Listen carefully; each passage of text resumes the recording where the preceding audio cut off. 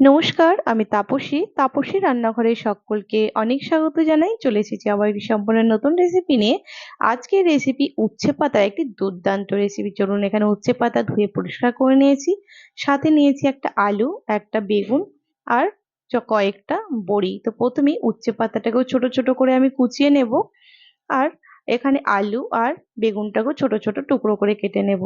উচ্ছে পাতাটা দেখুন খুব ভালো করে এখানে কুচিয়ে নিয়েছি, আলু বেগুনটা ওখানে টুকরো করে নিয়েছি। তো প্রথমেই এখানে উচ্ছে পাতাটাকে নুন হলুদ মাখিয়ে দেব। কি বলুন তো, সব সময়তে এখন মানুষের জ্বর জ্বালা সর্দি কাশি হতেই থাকে, আর মুখের স্বাদটাও কিন্তু পাল্টে যায়, কোনো কিছুই ভালো লাগে না।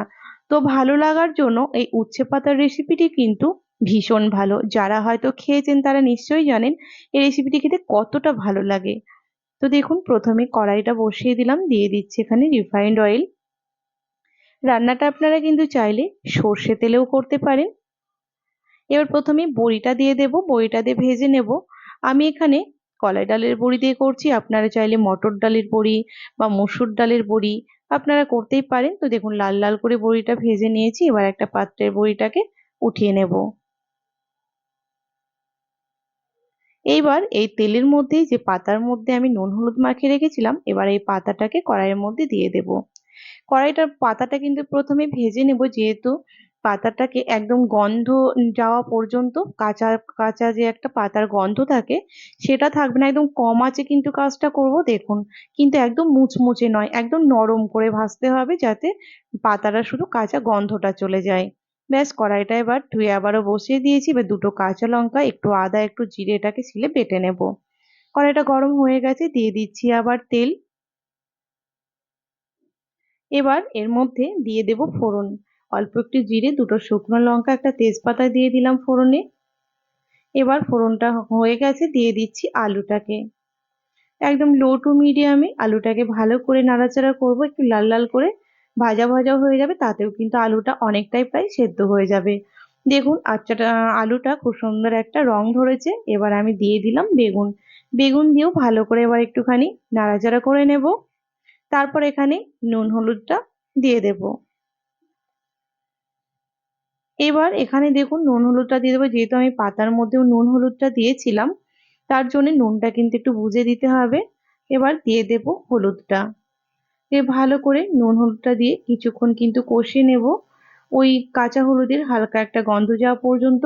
তারপর যে মশলাটা আমি বেটে রেখেছি সেটাও কিন্তু এখানে দিয়ে দেব। দেখুন, আদা জিরে আর কাঁচা লঙ্কা যে মশলাটা বেটে রেখেছি সেটাও দিলাম। এবার মশলা ধোয়া একটু জলও দিয়ে দেবো এখানে। ব্যাস, এবার লো টু মিডিয়ামে ভালো করে মশলাটাকে কষে নেব। তো ভীষণ ভালো লাগে। আপনারা কিন্তু একবার, যারা এখনো খাননি, উচ্ছে পাতার এই রেসিপিটি অবশ্যই করে নেবেন। এটা বলতে পারি একদম মুখে লেগে থাকবে, এতটাই ভালো লাগে এটা খেতে।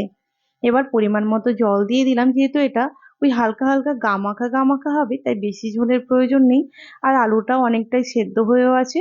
আর এখানে এবার দিয়ে দিলাম বড়িগুলো। বড়িটা দিয়ে ভালো করে নাড়াচাড়া করে নিচ্ছি। তারপর এখানে মিশিয়ে নেব যে পাতাটা আমি ভেজে রেখেছিলাম। ব্যাস, পাতাটাও দিয়ে দিলাম। এইবার ভালো করে নাড়াচাড়া করার পর এটাকে ঢাকা দিয়ে দেব। তারপর তাহলে যারা এখন আমার চ্যানেলটিকে সাবস্ক্রাইব করেনি তাদের অনুরোধ জানাচ্ছি, যারা ইউটিউব থেকে দেখছেন প্লিজ আমার চ্যানেলটিকে সাবস্ক্রাইব করে পাশে থাকা বেল আইকনটি প্রেস করবেন, যেন আমি নতুন ভিডিও আপলোড করার সাথে সাথে নোটিফিকেশন প্রথম আপনাদের কাছেই পৌঁছে যায়। আর যারা ফেসবুক পেজ থেকে দেখছেন তারা প্লিজ পেজটিকে ফলো করে দেবেন। দেখুন, লো টু মিডিয়ামে রেখে ঢাকা দিয়ে দিয়েছিলাম 5-7 মিনিটের জন্য। আর একদম আমার এখানে উচ্ছে পাতা রেসিপিটি রেডি হয়ে গেছে। চলুন দেখুন, একদম সেদ্ধ কমপ্লিট, আর খুব সুন্দর একটা ফ্লেভার এটা থেকে বেরোয়। এবার একটা পাত্রে নামিয়েও নিয়েছি। তো আজকের রেসিপি আমার এই পর্যন্তই ছিল। দেখা হবে আবার একটি নতুন এপিসোডে, নতুন রেসিপি নিয়ে হাজির হয়ে যাব। আর আমার রেসিপিটি যদি আপনাদের ভালো লেগে থাকে তাহলে প্লিজ একটু লাইক শেয়ার করে দেবেন। তো আজকের মতো টাটা, ভালো থাকবেন, সুস্থ থাকবেন, ধন্যবাদ।